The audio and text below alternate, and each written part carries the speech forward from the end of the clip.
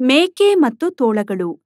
ಸೂರಜ್ಪುರದ ಕಾಡಿನಲ್ಲಿ ಮೇಕೆ ಮತ್ತು ಮೊಲ ವಾಸವಾಗಿದ್ರು. ಇವರಿಬ್ರು ತುಂಬಾ ಒಳ್ಳೆ ಗೆಳೆಯರಾಗಿದ್ರು. ಒಂದಿನ ಅವರು ನದಿಯಲ್ಲಿ ನೀರು ಕುಡಿತಾ ಇದ್ರು. ಆಗ ಮರದ ಹಿಂದೆ ಕೂತ್ಕೊಂಡಿದ್ದಂತಹ ತೋಳ ಇವರನ್ನ ನೋಡುತ್ತೆ. ಅರೆ ವಾ, ಇಂದು ಆಡಿನ ಮಾಂಸ ತಿನ್ಬಹುದು. ಆಡಿನ ಮಾಂಸ ತಿಂದು ತಿಂಗಳೇ ಕಳೆದಿದೆ. ಇಂದು ಇದನ್ನು ಏನಾದ್ರೂ ಉಪಾಯದಿಂದ ಮೋಡಿ ಮಾಡಿ ಇದನ್ನು ಶಿಕಾರಿ ಮಾಡಬೇಕು. ಇದು ತುಂಬಾ ಬುದ್ಧಿವಂತ. ಈ ಮೇಕೆ ತಿನ್ನೋಕೆ ಪ್ಲಾನ್ ಮಾಡ್ತಿತ್ತು. ಆಗ ತಕ್ಷಣ ಇದಕ್ಕೆ ಒಂದು ಯೋಜನೆ ಹೊಳೆಯುತ್ತೆ. ತೋಳ ಆ ಮರದ ಹಿಂದಿನಿಂದಲೇ ಜೋರಾಗಿ ಕೂಗುತ್ತಾ ಅಳೋಕ್ ಶುರು ಮಾಡುತ್ತೆ. ಈ ಅಳ್ತಾ ಇರೋ ಕೂಗ್ತಾ ಇರೋ ಶಬ್ದ ಕೇಳಿ ಮೇಕೆ ಮತ್ತು ಮೊಲಕ್ಕೆ ಯೋಚನೆ ಶುರುವಾಗತ್ತೆ. ಅವ್ರಿಗನ್ನಿಸ್ತಾ ಇರುತ್ತೆ ನಾವು ತೊಂದ್ರೆಲ್ ಸಿಕ್ಕಾಕೊಂಡಿದ್ದೀವಿ ಅಂತ. ಹೀಗೆ ಯೋಚಿಸುತ್ತಾ ಇವರಿಬ್ರು ಅಕ್ಕಪಕ್ಕ ಎಲ್ಲ ನೋಡ್ತಾರೆ. ಆಗ ಇವರಿಗೆ ಆ ಮರದ ಹಿಂದೆ ತೋಳ ಕಾಣಿಸುತ್ತೆ. ಆಮೇಲೆ ಇಬ್ರು ಅದರ ಬಳಿಗೆ ಹೋಗ್ತಾರೆ. ಆಗ ಈ ಮೇಕೆ ಹೇಳುತ್ತೆ, ಅರೆ ಏನಾಯ್ತು ನಿನ್ಗೆ? ನೀನ್ ಯಾಕೆ ಇಷ್ಟು ಜೋರಾಗಿ ಕೂಗ್ತಿದ್ದೀಯಾ? ಒಬ್ಬೆ ಹಾಕದೆ ಮತ್ತೇನ್ ಮಾಡ್ಲಿ? ನನ್ ತಾಯಿಯನ್ನು ಪಾಪಿ ಸಿಂಹ ತಿನ್ಬಿಟ್ಟ. ನಾನು ಅನಾಥನಾದೆ. ಈಗ ನನ್ಗೆ ಗೆಳೆಯರು ಇಲ್ಲ, ಹಾಗೆ ಅಮ್ಮನೂ ಇಲ್ಲ. ನಾನು ಅನಾಥನಾದೆ. ನನ್ಗೆ ಅಮ್ಮನ ನೆನಪಾಗ್ತಿದೆ. ಓ, ನೀನು ತುಂಬಾ ದುಃಖದಲ್ಲಿದ್ದೀಯಾ. ನಿನ್ನಮ್ಮನ ಆತ್ಮಕ್ಕೆ ಶಾಂತಿ ಸಿಗ್ಲಿ. ನೀನು ಚಿಂತೆ ಮಾಡ್ಬೇಡ, ನಾವು ನಿಮ್ ಜೊತೆ ಇದ್ದೀವಲ್ಲ. ನಿನ್ಗೆ ಬೇಸರ ಆದಾಗ್ಲೆಲ್ಲ ನೀನು ನಮ್ ಜೊತೆ ಆಡೋಕ್ ಬರಬಹುದು. ನಾವೆಲ್ರೂ ಒಟ್ಟಾಗಿ ಆಟ ಆಡೋಣ. ಅರೆ ಆಡೆ, ನೀನೇನ್ ಮಾತಾಡ್ತಿದ್ದೀಯಾ? ನಮ್ಗೆ ಇವನ ಪರಿಚಯ ಇಲ್ಲ. ಹಾಗೆ ಅಪರಿಚರೊಂದಿಗೆ ಗೆಳೆತನ ಮಾಡೋದು ಉಚಿತವಲ್ಲ. ಮೊಲ, ನೀನ್ ಯಾಕೆ ಯಾವಾಗ್ಲೂ ಹೀಗೆ ಮಾತಾಡ್ತೀಯ? ನೋಡು, ಅವನ್ ಎಷ್ಟು ಜೋರಾಗಿ ಅಳ್ತಿದ್ದಾನೆ. ಯಾಕಂದ್ರೆ ಅವ್ರಮ್ಮ ಈಗ ಇಲ್ಲ ಇಲ್ಲಿ. ಅಮ್ಮ ತೀರ್ಕೊಂಡ್ರೆ ಎಷ್ಟು ದುಃಖ ಆಗತ್ತೆ ಅಂತ ನನಗ್ ಚೆನ್ನಾಗ್ ಗೊತ್ತು. ಹಾಗಾಗಿ ನೀನು ಹೀಗೆಲ್ಲ ಮಾತಾಡ್ಬಾರ್ದು. ನೀನೆಷ್ಟು ಒಳ್ಳೆಯವಳು ಆಡೆ. ನನ್ ನೋವು ನಿನ್ಗೆ ಅರ್ಥವಾಗ್ತಿದೆ. ನನ್ಗೆ ನಿನ್ ತರಾನಿ ಗೆಳೆಯರು ಬೇಕಿತ್ತು. ನೀನು ನನ್ನೊಂದಿಗೆ ಗೆಳೆತನ ಮಾಡ್ತೀಯಾ? ಹಾ, ಯಾಕಿಲ್ಲ. ನಾವಿಬ್ರು ಒಳ್ಳೆ ಗೆಳೆಯರಾಗೋಣ. ಈಗ ತುಂಬಾ ಕತ್ಲೆ ಆಗ್ತಾ ಇದೆ. ನಾವಿಬ್ರು ಈಗ ಮನೆಗ್ ಹೋಗ್ಬೇಕು. ನಾಳೆ ಮತ್ತೆ ಸಿಗೋಣ, ಸರಿನಾ? ಇಷ್ಟು ಹೇಳಿ ಈ ಮೇಕೆ ಮತ್ತು ಮೊಲ ಅಲ್ಲಿಂದ ಹೊರಟೋಗ್ತಾರೆ. ತೋಳ ಮನದೊಳಗೆ ಬಹಳ ಖುಷಿಯಾಗಿತ್ತು. ಯಾಕಂದ್ರೆ ಅದಕ್ ಗೊತ್ತಾಗತ್ತೆ ಈ ಮೇಕೆ ತುಂಬಾ ಮುಗ್ಧೆ ಎಂದು. ಮೇಕೆಯ ಮನಸ್ಸು ತುಂಬಾ ಸೂಕ್ಷ್ಮ. ಹಾಗಾಗಿ ಇದು ಬಹಳ ಸುಲಭವಾಗಿ ನನ್ನ ಮಾತನ್ನು ಒಪ್ಕೊಂಡ್ಬಿಡ್ತು. ಮರುದಿನ ಬೆಳಗ್ಗೆ ಮೇಕೆ ಮೊಲದೊಂದಿಗೆ ಆಟಾಡ್ತಾ ಇರುತ್ತೆ. ಆಗ ಅಲ್ಲಿಗೆ ತೋಳ ಬರುತ್ತೆ. ಆಡೆ, ನನ್ಗೂ ನಿಮ್ ಜೊತೆ ಆಡೋಕಿದೆ. ನಾವು ಜೊತೆಯಾಗಿ ಆಡೋಣವಾ? ಹಾ, ಬಾ ಆಟಾಡೋಣ. ಇದ್ರಲ್ಲಿ ಕೇಳುವಂತದ್ದೇನಿದೆ? ಈಗ ನೀನು ನಮ್ಮ ಗೆಳೆಯ. ಈಗ ಒಟ್ಟಾಗಿ ಆಟಾಡೋಣ ಎಲ್ರು. ಆಡೆ, ನಿನ್ಗೆ ಇವನೊಂದಿಗೆ ಆಡೋಕಿದ್ರೆ ಆಡು. ಆದ್ರೆ ನನ್ಗೆ ಇವನೊಂದಿಗೆ ಗೆಳೆತನ ಮಾಡೋಕಿಲ್ಲ. ನೀನೆಷ್ಟು ಸಣ್ಣವನು, ನಿನ್ ಬುದ್ಧಿ ಅಷ್ಟೇ. ಒಂದ್ ವಿಷಯ ಹೇಳು ಮೊಲ, ನಿನ್ ಮಾತು ಆಡಿನ ಗೆಳೆತನ ಆದಾಗ ಮೊದ್ಲೇ ನೀವು ಒಬ್ಬರ ಬಗ್ಗೆ ಇನ್ನೊಬ್ರು ತಿಳಿದಿದ್ರಾ? ಯಾರ ಬಗ್ಗೆನು ತಿಳಿಯೋಕ್ ಸ್ವಲ್ಪ ಕಾಲ ಬೇಕಾಗುತ್ತೆ. ಹಾಗೆ ನನ್ಗೆ ಮತ್ತು ಆಡಿಗೇನು ಅಭ್ಯಂತರ ಇಲ್ಲದಿರುವಾಗ ನಿನ್ಗೇನು ತೊಂದ್ರೆ? ಹೌದು ಕಣೋ, ನೀನ್ ಯಾಕೆ ಅರ್ಥ ಮಾಡ್ಕೋತಿಲ್ಲ? ಎಲ್ರೂ ಒಂದೇ ತರ ಇರೋದಿಲ್ಲ. ನೋಡು, ಈ ತೋಳ ಸರಿಯಾಗೇ ಹೇಳ್ತಾ ಇದೆ. ನನಗೆ ಯಾವ್ದೇ ತೊಂದ್ರೆ ಇಲ್ಲ ಅಂದ್ಮೇಲೆ ನಿನಗೆ ಯಾವ ತೊಂದ್ರೆ ಇದೆ? ನೋಡು ಆಡು, ನೀನ್ ನನ್ನ ಗೆಳತಿ. ಹಾಗಾಗಿ ನಿನ್ ಬಗ್ಗೆ ಒಳ್ಳೇದನ್ನ ಯೋಚಿಸೋದು ನನ್ ಕರ್ತವ್ಯ. ಉಳಿದದ್ದು ನಿನ್ಗೆ ಬಿಟ್ಟದ್ದು. ಬೇರೆ ಏನ್ ಬೇಕಾದ್ರೂ ಮಾಡು. ಇಷ್ಟು ಹೇಳಿ ಮೊಲ ಸಿಟ್ಟಿನಿಂದ ಅಲ್ಲಿಂದ ಹೊರಟೋಗುತ್ತೆ. ಮೇಕೆ ಅದನ್ನ ತಡೆಯೋದಕ್ಕೆ ಪ್ರಯತ್ನ ಮಾಡುತ್ತೆ. ನನ್ನ ಮಾತನ್ನು ಕೇಳು. ನೀನ್ ನನ್ನನ್ನ ತಪ್ಪು ತಿಳ್ಕೊಂಡಿದ್ದೀಯಾ? ಒಂದ್ ನಿಮಿಷ ಇರು, ನನ್ ಮಾತ್ ಕೇಳಿಸ್ಕೋ. ಈ ಮೇಕೆ ಮೊಲವನ್ನು ತಡೆಯೋದಕ್ಕೆ ಪ್ರಯತ್ನ ಮಾಡುತ್ತೆ. ಆದ್ರೆ ಈ ಮೊಲ ಮೇಕೆಯ ಮಾತನ್ನು ಕೇಳೋದೇ ಇಲ್ಲ. ಕೋಪ ಮಾಡ್ಕೊಂಡು ಅಲ್ಲಿಂದ ಹೊರಟೋಗುತ್ತೆ. ಇದನ್ನೋಡಿ ತೋಳಕ್ಕೆ ತುಂಬಾ ಸಂತೋಷವಾಗುತ್ತೆ. ಯಾಕಂದ್ರೆ ಮೇಕೆ ಮತ್ತು ತೋಳದ ಮಧ್ಯೆ ಈ ಮೊಲ ಒಂದೇ ಅಡ್ಡವಾಗಿತ್ತು. ಅದನ್ನ ಹೇಗಾದ್ರೂ ತಪ್ಪಿಸ್ಬೇಕಿತ್ತು. ನಿಂತ್ಕೋ ಮೊಲ, ನಿಂತ್ಕೋ. ತೋಳ ಮೇಕೆಯನ್ನು ಯಾರು ಇಲ್ಲದ ಜಾಗಕ್ಕೆ ಕರ್ಕೊಂಡು ಹೋಗಿ ಸಾಯಿಸೋಕ್ ಪ್ರಯತ್ನ ಪಡ್ತಿತ್ತು. ಆದ್ರೆ ಈ ಮೊಲ ಹೊರಟೋದ್ಮೇಲೆ ಈ ಮೇಕೆ ಕೂಡ ಮೊಲದ ಹಿಂದೆನೆ ಹೋಗುತ್ತೆ. ಹೋಗುವಾಗ ಈ ತೋಳಕ್ಕೆ ಹೇಳುತ್ತೆ, ತೋಳ ಅಣ್ಣ, ಆಮೇಲೆ ಸಿಗೋಣ. ನಾನೀಗ ಹೋಗ್ತಿದ್ದೀನಿ. ತನ್ನ ಕೈಗೆ ಬಂದ ಶಿಕಾರಿ ಕೈತಪ್ಪಿ ಹೋಗೋದನ್ನ ನೋಡಿ ತೋಳಕ್ಕೆ ಚಿಂತೆ ಆಗುತ್ತೆ. ನಾನಂತೂ ಯೋಚಿಸಿದ್ದೆ, ಈ ಮೊಲ ನಮ್ಮ ಮಾರ್ಗದಿಂದ ಹೊರಟೋದ್ರೆ ಆ ಕ್ಷಣವೇ ನಾನು ಈ ಆಡಿನ ಶಿಕಾರ್ ಮಾಡ್ಬೇಕೆಂದು. ಆದ್ರೆ ಆಡಂತೂ ಹೊರಟೋಯ್ತು. ಏನ್ ತೊಂದ್ರೆ ಇಲ್ಲ ಆಡೆ. ಇನ್ ಬೇಕಾದ್ರೆ ಏನೇ ಆಗ್ಲಿ, ನಾನ್ ನಿನ್ನ ಶಿಕಾರ್ ಖಂಡಿತ ಮಾಡ್ತೇನೆ. ಅದಕ್ಕಾಗಿ ಬೇಕಾದ್ರೆ ಎಷ್ಟು ಕಾಲ ನಿರೀಕ್ಷೆ ಮಾಡೋಕಾದ್ರೂ ಸರಿ. ಮೊಲ ಮರದ ಹಿಂದೆ ಕೂತ್ಕೊಂಡು ಈ ತೋಳದ ಮಾತನ್ನೆಲ್ಲ ಕೇಳಿಸ್ಕೊಳ್ತಾ ಇತ್ತು. ನನ್ಗೆ ತಿಳಿದಿತ್ತು ಪಾಪಿ ತೋಳ, ನೀನಂತೂ ಗೆಳೆತನದ ಹೊದಿಕೆ ಹಾಕಿರೋ ವೈರಿ ಎಂದು. ಆದ್ರೆ ಇನ್ನು ಏನೇ ಆಗ್ಲಿ, ನಾನ್ ನನ್ ಗೆಳತಿ ಆಡಿನ ಪ್ರಾಣ ಖಂಡಿತ ಉಳಿಸ್ತೇನೆ. ನಂತರ ಈ ಮೊಲ ಹಾರುತ್ತಾ ಬಂದು ಮೇಕೆಯ ಬಳಿ ಎಲ್ಲಾ ವಿಷಯವನ್ನು ತಿಳಿಸುತ್ತೆ. ಆಗ ಮೇಕೆ ಹೇಳುತ್ತೆ, ಮೊಲ, ನೀನು ಹೀಗ್ ಮಾಡ್ತೀಯ ಅಂತ ನನಗ್ ಗೊತ್ತಿರ್ಲಿಲ್ಲ. ನನಗ್ ಗೊತ್ತು ನಿನ್ಗೆ ತೋಳ ಇಷ್ಟ ಇಲ್ಲ ಅಂತ. ಆದ್ರೆ ನೀನು ಬೇರೆಯವರಿಗೆ ಹೀಗೆ ಎಲ್ಲ ಮಾತಾಡ್ಬಾರ್ದು. ಅವ್ರಮ್ಮ ಈಗ ದೇವರ ಪಾದ ಸೇರ್ಕೊಂಡಿದ್ದಾರೆ. ಇಂಥ ಸಮಯದಲ್ಲಿ ನೀನು ಹೀಗೆಲ್ಲ ಮಾತಾಡೋದಾ? ಆಡೆ, ನಾನ್ ನಿನ್ನ ನಿಜವಾದ ಗೆಳೆಯ. ನನ್ನನ್ನು ನಂಬು. ನಿನ್ ಪ್ರಾಣಕ್ಕೆ ಅಪಾಯವಿದೆ. ಒಂದ್ ವೇಳೆ ನೀನು ನನ್ ಮಾತು ಒಪ್ಪದೇ ಇದ್ರೆ ಆ ತೋಳ ನಿನ್ನನ್ನು ತಿಂದ್ಬಿಡ್ತಾನೆ. ಮೊಲ, ಅವರು ನಮ್ಮೊಂದಿಗೆ ಗೆಳೆತನ ಮಾಡೋಕ್ ಬಂದಿದ್ದು. ನೀನ್ ಅವ್ರನ್ನ ಶಿಕಾರಿ ಮಾಡೋಕ್ ಬಂದಿದ್ದು ಅನ್ಕೊಂಡ್ಯಾ? ನೀನು ಹೀಗೆಲ್ಲ ಯೋಚನೆ ಮಾಡೋದಾ? ಆಡೆ, ನನ್ ಮಾತು ಕೇಳು. ನಾನ್ ನಿನ್ನ ಯಾವ ಮಾತನ್ನು ಕೇಳೋದಿಲ್ಲ. ಹೋಗು ಇಲ್ಲಿಂದ. ಹೋಗ್ತೇನೆ ಆಡೆ, ಆದ್ರೆ ನನ್ ಮಾತು ನೆನಪಿರ್ಲಿ. ನೇರ ಮರವನ್ನು ಸುಲಭವಾಗಿ ಕಡಿಬಹುದು. ಅಂದ್ರೆ ನೇರ ಸ್ವಭಾವದವರನ್ನ ಶಿಕಾರಿ ಎಲ್ಲರಿಗಿಂತ ಮೊದಲ್ ಮಾಡ್ತಾರೆ. ಇಷ್ಟು ಹೇಳಿ ಮೊಲ ಕೋಪ ಮಾಡ್ಕೊಂಡು ಅಲ್ಲಿಂದ ಹೊರಟೋಗುತ್ತೆ. ಮೊಲದೊಂದಿಗೆ ಗೆಳೆತನ ಮುಗಿದ ಮೇಲೆ ಈ ಮೇಕೆ ಸ್ವಲ್ಪ ದಿನ ಮನೆಯಿಂದ ಹೊರಗಡೆ ಬರೋದೇ ಇಲ್ಲ. ಇಲ್ಲಿ ನೋಡಿದ್ರೆ ಈ ತೋಳ ಮೇಕೆಯನ್ನು ಶಿಕಾರಿ ಮಾಡೋದಕ್ಕೆ ಕಾಯ್ತಾ ಕೂತಿತ್ತು. ಹೀಗೆ ಕೆಲವು ದಿನಗಳು ಕಳೆಯುತ್ತವೆ. ಆದ್ರೆ ತೋಳಕ್ಕೆ ತಡೆಯೋಕಾಗಲ್ಲ. ಆಮೇಲೆ ಒಂದಿನ ತೋಳ ಮೇಕೆ ಮನೆಗ್ ಬರುತ್ತೆ. ಆಡೆ, ನೀನು ನನ್ ಜೊತೆ ಮೆಕ್ಕೆಜೋಳದ ಗದ್ದೆಗೆ ಬರ್ತೀಯಾ? ಅಲ್ಲಿ ಹೋಗಿ ನಾವು ತಾಜಾವಾದ ಮೆಕ್ಕೆ ತಿನ್ನೋಣ, ಮತ್ತೆ ಮಜಾ ಮಾಡೋಣ. ತೋಳಣ್ಣ, ನಿಮ್ ಜೊತೆ ಗೆಳೆತನ ಮಾಡೋಕ್ ಬಂದು ನನ್ನ ಮತ್ತು ಮೊಲದ ಗೆಳೆತನ ಹಾಳಾಗೋಯ್ತು. ಹಾಗಾಗಿ ಎಲ್ಲಿ ಹೋಗೋಕೂ ಮನ್ಸೇ ಆಗ್ತಿಲ್ಲ ನನ್ಗೆ. ನಂಗೊತ್ತು, ಮೊಲ ನಿನ್ನಿಂದ ಕೋಪಗೊಂಡಿದ್ದಾನೆ. ಯಾಕೆಂದ್ರೆ ಅವನು ನಿನ್ ನಿಜವಾದ ಗೆಳೆಯ. ಹಾಗೆ ಅವನು ನಿನ್ನೆಂದಿಗೂ ಯಾವುದೇ ತೊಂದರೆಯಲ್ಲಿ ನೋಡಲಾರ. ನಿಜವಾದ ವಿಷಯವೆಂದ್ರೆ ನಮ್ಮ ತೋಳನ ಜಾತಿಯೇ ಈ ರೀತಿ. ನಮ್ಮೇಲೆ ನಂಬಿಕೆ ಇಡೋದು ಅಷ್ಟು ಸುಲಭವಲ್ಲ. ಆದ್ರೆ ನಿಜ ಹೇಳ್ಬೇಕಂದ್ರೆ ಎಲ್ಲಾ ತೋಳಗಳು ಒಂದೇ ರೀತಿ ಇರೋದಿಲ್ಲ. ನನಗ್ ಗೊತ್ತು ನೀವು ತುಂಬಾ ಒಳ್ಳೆಯವರು ಅಂತ.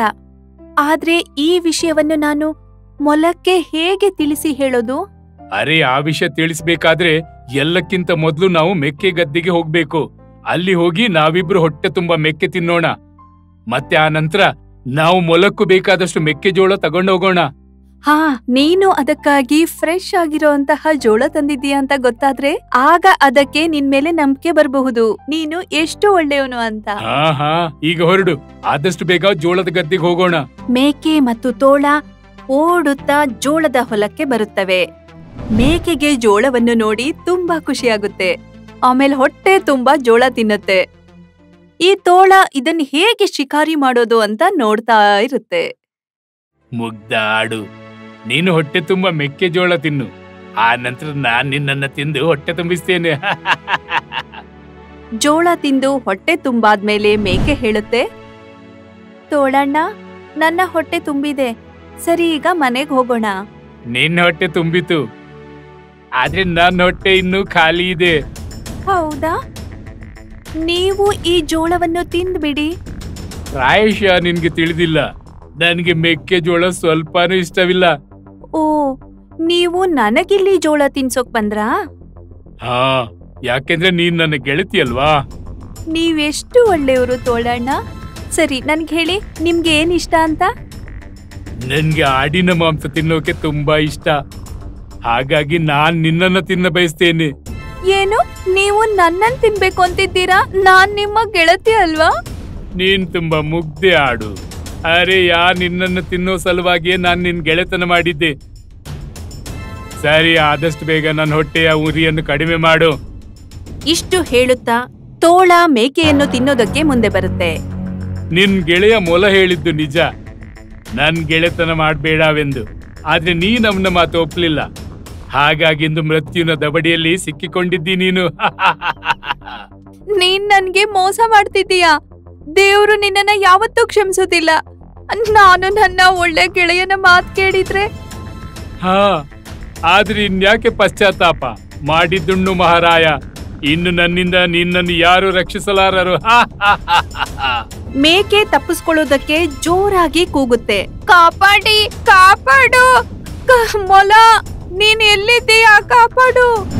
ಮೊಲಕ್ಕಂತೂ ಇದು ಗೊತ್ತಿತ್ತು, ಈ ತೋಳ ಮೇಕೆಯನ್ನು ಯಾವಾಗ ಬೇಕಿದ್ರೂ ತಿನ್ನತ್ತೆ ಅಂತ.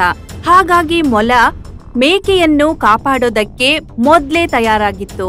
ಮೊಲ ಈ ತೋಳದ ಬುದ್ಧಿಯನ್ನು ಮೊದ್ಲೇ ತಿಳ್ಕೊಂಡು ಶೇರ್ ಸಿಂಗ್ಗೆ ಎಲ್ಲಾ ವಿಷಯವನ್ನು ತಿಳಿಸಿತ್ತು. ಈ ಮೇಕೆ ಕೂಗೋದು ಕೇಳಿಸಿದ ಕೂಡ್ಲೆ ಕಾಡಿನ ಎಲ್ಲಾ ಪ್ರಾಣಿಗಳು ಮೇಕೆಯನ್ನು ಕಾಪಾಡೋದಕ್ಕೆ ಓಡೋಡಿ ಬರುತ್ತವೆ. ಅಲ್ಲೇ ನಿಲ್ಲು ತೋಳ, ಆಡಿಗೆಲ್ಲಾದ್ರೂ ಗಾಯವಾದ್ರೆ ನೀನು ಬದುಕೋಕೆ ಸಾಧ್ಯವಿಲ್ಲ. ಅರೆ ನೀವೆಲ್ಲ ಇಲ್ಲಿ ನೀವ್ ಹೇಗೆ ಬಂದ್ರಿ? ಗೆಳೆಯ ಅಪಾಯದಲ್ಲಿದ್ರೆ ನಿಜವಾದ ಗೆಳೆಯರು ಯಾವಾಗ್ಲೂ ಸಹಾಯ ಮಾಡ್ತಾರೆ. ಆ ತೋಳ, ಮೊಲ ಹಾಗೂ ಆಡು ನಮ್ಗೆ ಗೆಳೆಯರು. ಹಾಗಾಗಿ ಹೇಳ್ತೀನಿ, ನಿನ್ಗೆ ಪ್ರಾಣ ಉಳಿಸೋಕಿದ್ರೆ ಆಡನ್ನು ಬಿಟ್ಬಿಡು. ಹಾಗೆ ತೊಲಗು ಇಲ್ಲಿಂದ. ಎಲ್ಲರನ್ನೂ ಕೋಪದಿಂದ ನೋಡುತ್ತಾ ತೋಳ ತನ್ನ ಜೀವ ಉಳಿಸ್ಕೊಳ್ಳೋದಕ್ಕೆ ಮೇಕೆಯನ್ನು ಬಿಟ್ಟು ಅಲ್ಲಿಂದ ಓಡ್ ಹೋಗುತ್ತೆ. ಇಲ್ಲಿಂದ ಓಡಿದ್ರೆ ಪ್ರಾಣ ಉಳಿಯುತ್ತೆ, ಇಲ್ಲಾಂದ್ರೆ ಇವರೆಲ್ಲ ಸೇರಿ ನನ್ನನ್ನು ಮುಗಿಸಿ ಬಿಡ್ತಾರೆ. ತೋಳದಿಂದ ಜೀವ ಉಳಿದ ಮೇಲೆ ಈ ಮೇಕೆಗೆ ತುಂಬಾ ಖುಷಿಯಾಗುತ್ತೆ. ನಿಮ್ಮೆಲ್ರಿಗೂ ತುಂಬಾ ತುಂಬಾ ಧನ್ಯವಾದ. ಧನ್ಯವಾದ ಹೇಳೋಕಿದ್ರೆ ಮೊಲಕ್ಕೆ ಹೇಳು. ಒಂದು ವೇಳೆ ಸರಿಯಾದ ಸಮಯಕ್ಕೆ ಬಂದು ನಮ್ಗೆ ವಿಷಯ ತಿಳಿಸದೇ ಇದ್ರೆ ಪ್ರಾಯಶಃ ನೀನು ಜೀವಂತವಿರ್ತಿರ್ಲಿಲ್ಲ. ಥ್ಯಾಂಕ್ ಯು ಗೆಳೆಯ. ಗೆಳೆತನದಲ್ಲಿ ನೋ ಸಾರಿ ನೋ ಥ್ಯಾಂಕ್ಸ್ ಆಡೆ. ಆದ್ರೆ ನಾನ್ ಒಂದ್ ಮಾತು ಜ್ಞಾಪಕದಲ್ಲಿಡು, ಗೆಳೆತನ ಮಾಡೋಕ್ ಮುಂಚೆ ಗೆಳೆಯನಾಗೋನನ್ನು ಪರೀಕ್ಷಿಸು. ನೀನ್ ಗೆಳೆಯನಾಗೋಕೆ ಅವನು ಅರ್ಹನಾಗಿದ್ದಾನೋ ಇಲ್ಲವೋ ಎಂದು. ಕಷ್ಟದಲ್ಲಿ ಯಾರು ನಮ್ ಜೊತೆಗಿರ್ತಾರೋ ಅವರೇ ನಿಜವಾದ ಗೆಳೆಯರಾಗ್ತಾರೆ. ಹಾಗಾಗಿ ಗೆಳೆತನ ಮಾಡೋದಕ್ಕಿಂತ ಮುಂಚೆ ಅವರು ಹೇಗೆ ಅಂತ ತಿಳ್ಕೊಳ್ಳೋದು ತುಂಬಾ ಮುಖ್ಯ ಎಂದು ಸಂದೇಶ ನೀಡುತ್ತಾ ಎಲ್ರಿಗೂ ಧನ್ಯವಾದ ಹೇಳಿ ತಮ್ಮ ತಮ್ಮ ಮನೆಗೆ ಹೊರಡುತ್ತಾರೆ. ಶೇರ್ ಸಿಂಗ್ಗೆ ಈಗ ವಯಸ್ಸಾಗಿದೆ. ಅದರ ಆಸೆ ಆಗಿತ್ತು ತಾನು ಜೀವಂತವಾಗಿದ್ಲೆ ಕಾಡಿನಲ್ಲೊಬ್ಬ ಜ್ಞಾನಿಯನ್ನು ರಾಜನನ್ನಾಗ್ ಮಾಡ್ಬೇಕೆಂದು. ಹಾಗಾಗಿ ಶೇರ್ ಸಿಂಗ್ ಕಾಡಿನ ಎಲ್ಲಾ ಪ್ರಾಣಿಗಳನ್ನು ಒಟ್ಟಿಗೆ ಕರೆದಿದ್ರು. ನೋಡಿ ಸಹೋದರರೇ, ನಾನೀಗ ಮುದುಕನಾಗಿದ್ದೇನೆ. ರಾಜನ ಕರ್ತವ್ಯವನ್ನು ನಿಭಾಯಿಸಲು ನಾನು ಅಸಮರ್ಥನಾಗಿದ್ದೇನೆ. ಅದಕ್ಕೆ ನಾನು ಅನ್ಕೋತಿದ್ದೀನಿ, ಈ ರಾಜ ಪದವಿಯನ್ನು ಯಾರಾದ್ರೂ ಜಾಣನಿಗೆ ನೀಡಬೇಕು ಅಂತ. ಅದಕ್ಕಾಗಿ ಯಾರಾದ್ರೂ ರಾಜನಾಗ್ಬೇಕು ಅಂತ ಇದ್ರೆ ಅವರಿಗೆ ಶಕ್ತಿ ಮತ್ತು ಬುದ್ಧಿಯ ಪರೀಕ್ಷೆ ನೀಡಬೇಕಾಗತ್ತೆ. ಯಾವ ಪ್ರಾಣಿ ನನ್ನ ಪರೀಕ್ಷೆಯಲ್ಲಿ ಪಾಸ್ ಆಗ್ತಾರೋ ಅವರೇ ಈ ಕಾಡಿನ ರಾಜರಾಗ್ತಾರೆ. ಶೇರ್ ಸಿಂಗ್ನ ಈ ಸಂದೇಶ ಕಾಡಿನಲ್ಲೆಲ್ಲ ಹರಡುತ್ತೆ. ಕಾಡಿನ ಗಲ್ಲಿ ಗಲ್ಲಿಗಳಲ್ಲಿ ಇದ್ರ ಬಗ್ಗೆನೇ ಎಲ್ಲಾ ಪ್ರಾಣಿಗಳು ಮಾತಾಡ್ತಾರೆ. ಕಪಿಯಣ್ಣ ಕಪಿಯಣ್ಣ, ನೀವು ರಾಜನಾಗ್ಬಿಡಿ. ನೀವು ಬುದ್ಧಿವಂತ ಮತ್ತು ಶಕ್ತಿಶಾಲಿ ಕೂಡ. ಅದೇನೋ ಸರಿ, ಆದ್ರೆ ನಾನು ರಾಜನಾಗಲು ಸಮರ್ಥನಾಗಿಲ್ಲ. ಕಾಡಿನ ರಾಜ ಅಂತೂ ಸಿಂಹ ತಾನೆ. ಶೇರ್ ಸಿಂಗ್ ತನ್ನ ಮಗನನ್ನೇ ರಾಜನನ್ನಾಗಿ ಮಾಡ್ಬೇಕು. ಮತ್ತು ಶೇರ್ ಸಿಂಗ್ ಹೇಳ್ತಿದ್ದಾರೆ, ಯಾರು ಪರೀಕ್ಷೆಯಲ್ಲಿ ಪಾಸ್ ಆಗ್ತಾರೋ ಅವರೇ ಈ ಕಾಡಿನ ರಾಜರಾಗ್ತಾನೆ ಅಂತ. ಅರೆ, ಶೇರ್ ಸಿಂಗ್ ಅಂತೂ ತುಂಬಾ ಬುದ್ಧಿವಂತನಾಗಿದ್ದಾನೆ.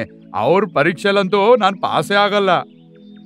ಇಲ್ ನೋಡಿದ್ರೆ ಈ ಗುಳ್ಳೆನರಿಗೂ ರಾಜನಾಗುವ ಆಸೆ ಇತ್ತು. ಹಾಗಾಗಿ ಅದು ಶೇರ್ಣಿಯ ಬಳಿ ಹೋಗಿ ಹೇಳುತ್ತೆ, ಅಕ್ಕ, ನಿನಗೆ ವಿಷಯ ತಿಳಿತಾ? ಬಾವ ರಾಜ ಪದವಿನ ಬಿಡ್ತಾರಂತೆ. ಹಾ, ನಾನ್ ಕೇಳಿದ್ದೇನೆ. ಹಾಗಾದ್ರೆ ಅಕ್ಕ, ನಾನು ರಾಜನಾಗಲು ಅರ್ಹನಾಗಿಲ್ವಾ? ನೀನು ರಾಜನಾಗೋದಕ್ಕೆ ಅರ್ಹನಾಗಿದ್ದೀಯಾ, ಆದ್ರೆ ಶೇರ್ ಸಿಂಗ್ನ ಪರೀಕ್ಷೆಯಲ್ಲಿ ಪಾಸ್ ಆಗ್ಬೇಕು. ನೀನಿದಕ್ಕೆ ತಯಾರಾಗಿದ್ದೀಯಾ? ಗುಳ್ಳೆನರಿ ಮಾತ್ ಕೇಳಿ ಶೇರ್ಣಿ ಗುಳ್ಳೆನರಿ ಕರ್ಕೊಂಡು ಶೇರ್ ಖಾನ್ನ ಬಳಿ ಹೋಗುತ್ತೆ. ಗುಳ್ಳೆನರಿ ಜೊತೆ ಶೇರ್ಣಿಯನ್ನು ನೋಡಿ ಶೇರ್ ಸಿಂಗ್ ಹೇಳುತ್ತೆ, ಮಹಾರಾಣಿ, ಈ ಸಮಯದಲ್ಲಿ ನೀವು ಇಲ್ಲಿ? ಹೌದು ಮಹಾರಾಜ್ರೆ, ನಾನು ನನ್ನ ಸೋದರರನ್ನು ಕರ್ಕೊಂಡು ನಿಂಬಳಿ ಏನೋ ಕೇಳೋಕ್ ಬಂದಿದ್ದೇನೆ. ಹಾ ರಾಣಿ, ಈಗ ಹೇಳು, ಬಾಮೈದನನ್ ಕರ್ಕೊಂಡು ಯಾಕೆ ಬಂದಿದೀಯಂತ? ನನ್ನ ಆಸೆ ಏನಂದ್ರೆ ಇವನನ್ನ ರಾಜನ್ ಮಾಡ್ಬೇಕು. ಅದು ಸಾಧ್ಯವಿಲ್ಲ. ಆದ್ರೆ ಯಾಕೆ? ಗುಳ್ಳೆನರಿ ಯಾಕೆ ರಾಜನಾಗ್ಬಾರ್ದು? ಯಾಕೆಂದ್ರೆ ಈ ಪ್ರಾಣಿ ರಾಜವಂಶದವನೇ ಅಲ್ಲ. ಮಹಾರಾಜ್ರೆ, ಇದಂತೂ ತುಂಬಾ ತಪ್ಪು. ರಾಜಕರಣಿಯ ಮಗನೇ ರಾಜಕರಣಿ ಆದ್ರೆ ನಮ್ಗೆ ಮತ್ತು ಮನುಷ್ಯರಿಗೆ ಏನ್ ವ್ಯತ್ಯಾಸ? ನೀವೇ ಹೇಳಿದ್ರಲ್ಲ ಬಾವ, ಯಾರು ಜಾಣನಾಗಿರ್ತಾನೆ ಅವನೇ ರಾಜನಾಗ್ತಾನೆ ಅಂತ. ಹಾಗಾದ್ರೆ ನಾನು ಜಾಣನಲ್ವಾ? ನಾನು ಇದನ್ನು ಹೇಳಿದ್ದೆ, ಯಾರು ಬುದ್ಧಿ ಮತ್ತು ಶಕ್ತಿಯಲ್ಲಿ ಮೀರಿಸ್ತಾರೋ ಅವರು ರಾಜರಾಗ್ತಾರೆ ಅಂತ. ಮಹಾರಾಜ್ರೆ, ಆ ದಿವಸವನ್ನು ನೆನಪು ಮಾಡ್ಕೊಳ್ಳಿ. ನಿಮ್ಮನ್ನ ಶಿಕಾರಿ ಮಾಡೋರು ಬಂಧಿಸಿದ್ರು. ಆ ದಿನ ನಾನೇ ನಿಮ್ಮ ಜೀವ ಉಳಿಸಿದ್ದು. ಆ ದಿನ ನೀವು ನನಗೆ ಭಾಷೆ ಕೊಟ್ಟಿದ್ರಿ. ನೀನು ನನ್ನ ಪ್ರಾಣ ಉಳಿಸಿದ್ದಿ. ಕೇಳು, ನಿನಗೆ ಏನ್ ಬೇಕು ಅಂತ? ಮಹಾರಾಜ್ರೆ, ನನಗೀಗಂತೂ ಏನು ಬೇಡ. ನೀವು ಕೊಡೋದಿದ್ರೆ ನನಗೆ ಭಾಷೆ ಕೊಡಿ. ಕಾಲ ಬಂದಾಗ ನಾನು ಏನ್ ಕೇಳ್ತೀನೋ ಅದನ್ನ ನೀವು ನನ್ಗೆ ಕೊಡ್ಬೇಕು. ನಾನು ನಿನಗೆ ವಚನ ಕೊಡ್ತಾ ಇದ್ದೀನಿ. ಸಮಯ ಬಂದಾಗ ನಿನಗೇನ್ ಬೇಕೋ ಅದನ್ನೆಲ್ಲ ಕೊಡ್ತೀನಿ. ಆ ದಿನ ನೀವು ನನಗೆ ಭಾಷೆ ಕೊಟ್ಟಿದ್ದು ನೆನ್ಪಿದ್ರೆ ನೀವು ಅದನ್ನು ನಿಭಾಯಿಸಿ ನನ್ನ ತಮ್ಮನನ್ನು ರಾಜನನ್ನಾಗ್ ಮಾಡಿ. ಸರಿ, ನೀನ್ ಹೇಳಿದ ಮೇಲೆ ಇವನನ್ನ ರಾಜ ಮಾಡಲು ತಯಾರಿದ್ದೇನೆ. ಆದ್ರೆ ಇವನು ನನ್ನ ಪರೀಕ್ಷೆಯಲ್ಲಿ ಪಾಸ್ ಆಗ್ಬೇಕು. ನಾನು ಯಾವುದೇ ಪರೀಕ್ಷೆ ಕೊಡಲು ತಯಾರಾಗಿದ್ದೀನಿ ಬಾವಾ. ಅದೇ ಸಮಯಕ್ಕೆ ಸರಿಯಾಗಿ ನದಿ ದಂಡೆಯ ಮೇಲೆ ಯಾರೋ ಕೋವಿ ಹೊಡಿತಾ ಇದ್ರು. ಹಾಗಾದ್ರೆ ಸರಿ ನರಿ, ಹಾಗಾದ್ರೆ ಹೇಳು ಇದು ಯಾರ ಧ್ವನಿ ಅಂತ. ಇದಂತೂ ತುಂಬಾ ಸುಲಭವಾದ ಪ್ರಶ್ನೆ, ನಾನೀಗ ಈಗ್ಲೇ ಕಂಡಿಡ್ಕೊಂಡು ಬರ್ತೀನಿ. ಗುಳ್ಳೆ ನರಿ ಓಡುತ್ತಾ ನದಿಯ ಕಡೆ ಓಡುತ್ತೆ. ಮತ್ತೆ ಸ್ವಲ್ಪ ಸಮಯದಲ್ಲೇ ವಾಪಸ್ ಬಂದು ಹೇಳುತ್ತೆ, ಮಹಾರಾಜರೇ, ನದಿಯ ಆ ಕಡೆಯಲ್ಲಿ ಕೆಲವು ಶಿಕಾರಿಗಳು ನಿಂತಿದ್ದಾರೆ ಮತ್ತು ಅವರು ತಮ್ಮ ಬಂದೂಕಿಂದ ಗೋಲಿ ಹಾರಿಸಿ ಶಿಕಾರಿ ಮಾಡೋ ಪ್ರಾಕ್ಟೀಸ್ ಮಾಡ್ತಿದ್ದಾರೆ. ಸರಿ, ಹಾಗಾದ್ರೆ ಕಂಡು ಹಿಡೀರಿ ಅಲ್ಲಿ ಎಷ್ಟು ಶಿಕಾರಿಗಳಿದ್ದಾರೆ ಅಂತ. ರಾಜ ಆಗ್ಬೇಕು ಅಂದ್ರೆ ಸ್ವಲ್ಪನಾದ್ರೂ ಶ್ರಮ ಪಡ್ಲೇಬೇಕಲ್ವ ಭಾವ. ಕೂಡ್ಲೇ ನಾನ್ ಕಂಡಿಡ್ಕೊಂಡು ಬರ್ತೀನಿ ಭಾವ. ಶಿಕಾರಿ ಮಾಡೋರ್ನ ಎಣ್ಸೋದಕ್ಕೆ ಗುಳ್ಳೆ ನರಿ ಓಡುತ್ತಾ ನದಿಯ ಬಳಿ ಹೋಗುತ್ತೆ. ಮತ್ತೆ ಸ್ವಲ್ಪ ಸಮಯದಲ್ಲೇ ಗುಳ್ಳೆ ನರಿ ರಾಜನಿಗೆ ಹೇಳುತ್ತೆ, ಮಹಾರಾಜ, ಅವರು 12 ಜನ ಇರಿದ್ದಾರೆ. ಹೌದಾ? ಅವರು 12 ಶಿಕಾರಿಗಳಿದ್ದಾರಾ? ಅವರ ಕೈಲಿ ಎಷ್ಟು ಬಂದೂಕಿದೆ ಹೇಳು. ಬಂದೂಕಂತೂ ನಾನು ಲೆಕ್ಕ ಹಾಕಿಲ್ಲ, ಕೂಡ್ಲೇ ಲೆಕ್ಕ ಹಾಕೋ ಬರ್ತೀನಿ. ಮತ್ತೊಮ್ಮೆ ಈ ಗುಳ್ಳೆ ನರಿ ಈ ಬಂದೂಕುಗಳನ್ನು ಎಣಿಸೋದಕ್ಕೆ ನದಿ ಕಡೆಗೋಡುತ್ತೆ. ಮತ್ತೆ ಸ್ವಲ್ಪ ಸಮಯದಲ್ಲೇ ಗುಳ್ಳೆ ನರಿ ಈ ಬಂದೂಕುಗಳನ್ನು ಎಣಿಸ್ಕೊಂಡು ವಾಪಸ್ ಬಂದು ಶೇರ್ ಸಿಂಗ್ಗೆ ಹೇಳುತ್ತೆ, ಮಹಾರಾಜ, ಎಲ್ಲರ ಕೈಯಲ್ಲಿ ಬಂದೂಕಿದೆ. ನನ್ನ ಅರ್ಥ ಅವ್ರ ಹತ್ರ 12 ಬಂದೂಕಿದೆ. ಕೂಡ್ಲೇ ಕಂಡುಹಿಡಿಯಿರಿ ಅವ್ರು ಎಲ್ಲಿಂದ ಬಂದಿದ್ದಾರೆ ಅಂತ. ಹೋಗು. ಮಹಾರಾಜರ ಆಜ್ಞೆ ಅಂತೆ ಗುಳ್ಳೆ ನರಿ ಓಡುತ್ತಾ ನದಿ ಕಡೆಗೆ ಹೋಗುತ್ತೆ. ಅಯ್ಯೋ ದೇವರೇ, ಶೇರ್ ಸಿಂಗ್ ಅಂತೂ ನನ್ನನ್ನು ಅಲ್ಲಿ ಇಲ್ಲಿ ಓಡಿಸಿ ಸುಸ್ತು ಮಾಡಿಬಿಟ್ಟ. ಒಂದ್ ವೇಳೆ ಈ ಶಿಕಾರಿಗಳೇನಾದ್ರೂ ನನ್ನ ಶೂಟ್ ಮಾಡ್ಬಿಟ್ರೆ ನನ್ಗೆ ಭಯ ಆಗ್ತಿದೆ. ಈಗ ಏನ್ ಮಾಡ್ಲಿ? ಹೆದರಿಕೆ ಅಂತೂ ಆಗ್ತಿದೆ, ಆದ್ರೂ ಹೋಗ್ಲೇಬೇಕಲ್ಲ, ರಾಜ ಅಂತೂ ಆಗ್ಬೇಕಲ್ಲ. ಮತ್ತೆ ಸ್ವಲ್ಪ ಸಮಯದಲ್ಲಿ ಶೇರ್ ಸಿಂಗ್ ನ ಎದುರಿಗೆ ಬಂದು ಗುಳ್ಳೆ ನರಿ ಹೇಳುತ್ತೆ, ಮಹಾರಾಜ, ಅವರು ಪೂರ್ವ ದಿಕ್ಕಿನಿಂದ ಬಂದಿದ್ದಾರೆ. ಮತ್ತೆ ಅವರು ಯಾವ ಕಡೆ ಹೋಗ್ತಿದ್ದಾರೆ ಅದನ್ನ ಕಂಡು ಹಿಡಿದೋ ಇಲ್ವೋ? ಶೇರ್ ಸಿಂಗ್ ನ ಪ್ರಶ್ನೆಯಿಂದ ವಿಚಲಿತನಾಗಿ ಗುಳ್ಳೆ ನರಿ ಹೇಳುತ್ತೆ, ಅಕ್ಕ, ಬಾವ ನನ್ನನ್ನು ರಾಜ ಮಾಡ್ಬೇಕು ಅಂತಾನೆ ಅನ್ಕೊಂಡಿಲ್ಲ. ಅದಕ್ಕೆ ನೋಡು, ಬಾವ ಯಾವ ತರ ಉಲ್ಟಾ ಪಲ್ಟಾ ಪ್ರಶ್ನೆ ಕೇಳಿ ನನಗೆ ತೊಂದರೆ ಕೊಡ್ತಿದ್ದಾರೆ. ನೀನ್ ಅಳ್ಬೇಡ ಕಣೋ, ನಾನ್ ಈಗ ಇವ್ರನ್ನ ನೋಡ್ಕೋತೀನಿ. ಯಾಕ್ರಿ, ನೀವ್ ಇವ್ನನ್ನ ರಾಜನನ್ನಾಗ್ ಮಾಡೋಕಾಗಲ್ಲ, ಅದ್ಕೆ ಹೀಗ್ ಪ್ರಶ್ನೆ ಕೇಳ್ತಿದ್ದೀರಾ? ನೀವ್ ಹೀಗ್ ಯಾಕ್ ಮಾಡ್ತಿದ್ದೀರಿ? ಅದೇ ಸಮಯಕ್ಕೆ ಶೇರ್ ಸಿಂಗ್ ನ ಮಗ ಶಮ್ಶೇರ್ ಸಿಂಗ್ ಅಲ್ಲಿಗೆ ಬರ್ತಾನೆ. ಅವನನ್ನ ನೋಡಿ ಬಾಲು ಹೇಳುತ್ತೆ, ಮಹಾರಾಜ, ನಾನು ಅನ್ಕೋತೀನಿ ಎಲ್ಲಾ ಪ್ರಾಣಿಗಳಿಗೆ ಅವಕಾಶ ಕೊಡ್ಬೇಕು ಅಂತ. ಅದಕ್ಕೆ ಹೇಳ್ತೀನಿ, ಒಂದು ಅವಕಾಶ ಯುವರಾಜನಿಗೂ ಕೊಡ್ಬೇಕು ಅಂತ. ಆಹಾ ರಾಜ, ಯುವರಾಜನಿಗೂ ತನ್ನ ಸಾಮರ್ಥ್ಯ ತೋರಿಸೋ ಅವಕಾಶ ಸಿಗ್ಬೇಕು. ನೋಡಿ ಸ್ನೇಹಿತರೆ, ನಾನ್ ಅನ್ಕೋತೀನಿ ಈ ಕಾಡಿನ ರಾಜ ಬುದ್ಧಿ ಮತ್ತು ಶಕ್ತಿಯಿಂದ ಕೂಡಿರ್ಬೇಕು ಅನ್ಕೋತೀನಿ. ಒಂದು ವೇಳೆ ಯುವರಾಜನಿಗೆ ರಾಜನಾಗ್ಬೇಕು ಅಂತ ಇದ್ರೆ ಅವನಿಗೂ ಪರೀಕ್ಷೆ ಕೊಡ್ಬೇಕಾಗತ್ತೆ. ಅವನು ಪರೀಕ್ಷೆ ಕೊಡೋಕೆ ಸಿದ್ಧನಿದ್ದಾನಾ? ಹೌದು ಅಪ್ಪಾಜಿ, ನಾನು ಸಿದ್ಧನಾಗಿದ್ದೇನೆ. ಯುವರಾಜನ ಮಾತನ್ನು ಕೇಳಿದ ಕೂಡ್ಲೆ ಕಾಡಿನ ಎಲ್ಲಾ ಪ್ರಾಣಿಗಳಿಗೆ ಖುಷಿಯಾಗುತ್ತೆ. ಆಗ ಅಲ್ಲಿಂದ ಕೋವಿ ಹೊಡೆಯೋ ಶಬ್ದ ಕೇಳುತ್ತೆ. ಸರಿ ಯುವರಾಜ, ನಿನಗೆ ಕೆಲವು ಶಬ್ದ ಕೇಳಿಸ್ತಾ ಇದೆಯಾ? ಕೂಡ್ಲೆ ಹೋಗಿ ಕಂಡಿಡಿ. ನಿನಗೆ ರಾಜ ಆಗ್ಬೇಕು ಅಂತ ಇದ್ರೆ ಯಾರು ಈ ಶಬ್ದ ಮಾಡ್ತಿದ್ದಾರೆ ಅಂತ ಕಂಡಿಡಿಬೇಕು. ಆಗಲಿ ಅಪ್ಪಾಜಿ. ಶೇರ್ ಸಿಂಗ್ ನ ಆಜ್ಞೆಯಂತೆ ಯುವರಾಜ ಶಮ್ಶೇರ್ ಸಿಂಗ್ ನದಿಯ ಕಡೆ ಹೋಗುತ್ತೆ. ಶಬ್ದ ಎಲ್ಲಿ ಕೇಳ್ತಿದ್ಯೋ ಅಲ್ಲಿ. ಬಹಳ ಸಮಯ ಆದ್ರೂ ಶಮ್ಶೇರ್ ಸಿಂಗ್ ವಾಪಸ್ ಬರೋದೇ ಇಲ್ಲ. ಇದನ್ ನೋಡಿ ಗುಳ್ಳೆ ನರಿ ಸಿಟ್ಟಿನಿಂದ ಹೇಳುತ್ತೆ, ಕ್ಷಮಿಸ್ಬೇಕು ಮಹಾರಾಜ್ರೆ, ಇಷ್ಟೊಂದ್ ಸಮಯ ಆಯ್ತು, ಆದ್ರೂ ಯುವರಾಜರು ಹಿಂತಿರುಗಿ ಬರ್ಲೇ ಇಲ್ಲ. ಇಷ್ಟು ಸಮಯದಲ್ಲಂತೂ ನಾನು 10 ಸಲ ಹೋಗಿ ಬರ್ತಿದ್ದೆ. ಸ್ವಲ್ಪ ಕಾಲ ಕಾಯ್ಬೇಕು ನರಿ, ಯುವರಾಜ ಖಂಡಿತ ಬರ್ತಾನೆ. ಒಂದ್ ವೇಳೆ ಅವ್ರೇನಾದ್ರೂ ಬರ್ದೇ ಇದ್ರೆ ನಾನೇ ರಾಜನಾಗ್ತೀನಿ. ಒಂದ್ ವೇಳೆ ಅವ್ರೇನಾದ್ರೂ ಹಿಂತಿರುಗಿ ಬರ್ದಿದ್ರೆ ನಾನೇ ರಾಜನಾಗ್ತೀನಿ. ಅದೇ ಸಮಯಕ್ಕೆ ಸರಿಯಾಗಿ ಯುವರಾಜ ವಾಪಸ್ ಬರ್ತಾರೆ. ಮಹಾರಾಜರಿಗೆ ಜಯವಾಗಲಿ. ಮಹಾರಾಜರೇ, ನದಿಯ ಆ ಕಡೆಯಲ್ಲಿ 12 ಶಿಕಾರಿಗಳು ತಮ್ಮ 12 ಬಂದೂಕುಗಳನ್ನು ಇಟ್ಕೊಂಡು ಶಿಕಾರಿ ಮಾಡೋ ಪ್ರಾಕ್ಟೀಸ್ ಮಾಡ್ತಿದ್ದಾರೆ. ಎಲ್ಲಾ ಶಿಕಾರಿಗಳು ಪೂರ್ವ ದಿಕ್ಕಿನಿಂದ ಬಂದಿದ್ದಾರೆ. ಇವತ್ ರಾತ್ರಿ ನಮ್ ಕಾಡಿಗೆ ಅವರು ಶಿಕಾರಿ ಮಾಡೋಕ್ ಬರ್ತಿದ್ರು. ಆದ್ರೆ ನಾನ್ ನನ್ನ ಪ್ರಾಣ ಒತ್ತೆ ಇಟ್ಟು ಅವ್ರ ತಲೆ ಕೆಡಿಸಿ ಬೇರೆ ಕಾಡಿ ಕಳಿಸ್ಬಿಟ್ಟೆ. ನಿನ್ ಪ್ರಾಣದ ಮೇಲೂ ಭಯ ಇಲ್ವಾ ಯುವರಾಜ ನಿನ್ಗೆ? ಇಲ್ಲ. ಶಿಕಾರಿಗಳು ನಾನು ನೋಡಿದ್ಮೇಲೆ ಕೂಡಲೇ ನನ್ನ ಹಿಂದೆ ಬರ್ತಿದ್ರು. ಬಂದೂಕಿಂದ ಸುಮಾರು ಗುಂಡಾರಿಸಿದ್ರು. ಆ ಸಮಯದಲ್ಲಿ ನನ್ನ ಪ್ರಾಣ ಉಳಿಸ್ಕೊಳ್ಳೋದು ಮುಖ್ಯ ಇರಲಿಲ್ಲ. ಈ ಕಾಡನ್ನು ಉಳಿಸ್ಬೇಕು ಅನ್ನೋದೇ ನನ್ನ ಮುಖ್ಯ ಉದ್ದೇಶವಾಗಿತ್ತು. ಅದಕ್ಕೆ ನನ್ನ ಪ್ರಾಣದ ಬಗ್ಗೆ ಲೆಕ್ಕ ಹಾಕಿಸ್ದೆ ನಾನು ಅವರನ್ನೆಲ್ಲ ಬೇರೆ ಕಾಡಿಗೆ ಬಿಟ್ಬಿಟ್ಟೆ. ಅದಕ್ಕೋಸ್ಕರ ನನಗೆ ಇಲ್ಲಿಗೆ ಬರೋಕೆ ತಡ ಆಯ್ತು. ಇದನ್ ಕೇಳಿ ಈ ಗುಳ್ಳೆ ನರಿಗೆ ತುಂಬಾ ನಾಚಿಕೆ ಆಗುತ್ತೆ. ಮಹಾರಾಜ ಕಂಕ್ಳಲ್ಲೇ ಮಗು ಎತ್ಕೊಂಡು ಊರೆಲ್ಲ ಹುಡುಕಿದ್ರಂತೆ. ಯುವರಾಜರಿಗೆ ರಾಜನಾಗುವ ಎಲ್ಲಾ ಯೋಗ್ಯತೆ ಇದೆ. ಏನ್ ಹೇಳ್ತೀರಾ ಸ್ನೇಹಿತರೆ? ರಾಜನನ್ನಾಗಿ ಮಾಡಿ. ರಾಣಿ, ನಾನು ಪರೀಕ್ಷೆ ಮಾಡದೇನೆ ಯುವರಾಜನನ್ನು ರಾಜನನ್ನಾಗಿ ಮಾಡಬಹುದಿತ್ತು. ಆದ್ರೆ ಅವನು ಇದಕ್ಕೆ ಸರಿಯಾಗಿ ಸಮರ್ಥನಾಗಿದ್ದಾನೋ ಇಲ್ಲವೋ ಎನ್ನುವುದನ್ನು ನೋಡ್ಬೇಕಿತ್ತು. ಅದಕ್ಕಾಗಿಯೇ ನಾನು ಸಾಮಾನ್ಯ ಪ್ರಾಣಿಯಂತೆ ಯುವರಾಜನ ಪರೀಕ್ಷೆ ಮಾಡಿದೆ. ಅದರ ಫಲಿತಾಂಶ ನಿನ್ನ ಎದುರಿದೆ. ನಿನ್ನ ಸಹೋದರ ನನ್ನ ಪರೀಕ್ಷೆಯಲ್ಲಿ ಫೇಲ್ ಆಗಿದ್ದಾನೆ. ಈಗ ನೀನೇ ಹೇಳು, ಇವರಿಬ್ರಲ್ಲಿ ಕಾಡಿನ ರಾಜ ಯಾರು ಅಂತ ನಿರ್ಧರಿಸ್ಬೇಕು ಅಂತ. ಶೇರ್ಣಿ ಅಭಿಪ್ರಾಯ ಹೇಳೋ ಮೊದ್ಲೇ ಗುಳ್ಳೆನರಿ ಹೇಳ್ತು, ಮಹಾರಾಜ್ರೆ, ರಾಜನಾಗ್ಬೇಕು ಎಂಬ ಆಸೆಲಿ ನಾನು ಮರ್ತೆ ಹೋಗ್ಬಿಟ್ಟಿದ್ದೆ. ಕಾಡಿನ ರಾಜ ಸಿಂಹನೇ ಇರ್ಬೇಕು. ಅದಕ್ಕಾಗಿಯೇ ಯುವರಾಜರೇ ರಾಜ ಎಂದು ಘೋಷಣೆ ಮಾಡಿ. ಇದೇ ನನ್ನ ಪ್ರಾರ್ಥನೆ. ನಂತರ ಶೇರ್ ಸಿಂಗ್ ಯುವರಾಜ ಶಂಶೇರ್ ಸಿಂಗನನ್ನು ಕಾಡಿನ ರಾಜನನ್ನಾಗಿ ಘೋಷಣೆ ಮಾಡ್ತಾರೆ. ಇದನ್ ಕೇಳಿ ಕಾಡಿನ ಎಲ್ಲಾ ಪ್ರಾಣಿಗಳಿಗೂ ಖುಷಿಯಾಗುತ್ತೆ. ಆಮೇಲೆ ಒಟ್ಟಿಗೆ ಎಲ್ರು ಹೇಳ್ತಾರೆ, ಶೇರ್ ಸಿಂಗ್ಗೆ ಜಯವಾಗ್ಲಿ, ಶಂಶೇರ್ ಸಿಂಗ್ಗೆ ಜಯವಾಗ್ಲಿ, ಶೇರ್ ಸಿಂಗ್ಗೆ ಜಯವಾಗ್ಲಿ. ನಿಮ್ಗೆ ನಮ್ಮ ವಿಡಿಯೋ ಇಷ್ಟ ಆಗಿದ್ರೆ ಕೂಡಲೇ ನಮ್ಮ ಚಾನೆಲ್ ಅನ್ನ ಸಬ್ಸ್ಕ್ರೈಬ್ ಮಾಡಿ. ಮತ್ತೆ ವಿಡಿಯೋನ ಲೈಕ್ ಮತ್ತೆ ಶೇರ್ ಮಾಡೋದನ್ನ ಮರಿಬೇಡಿ. ಧನ್ಯವಾದ.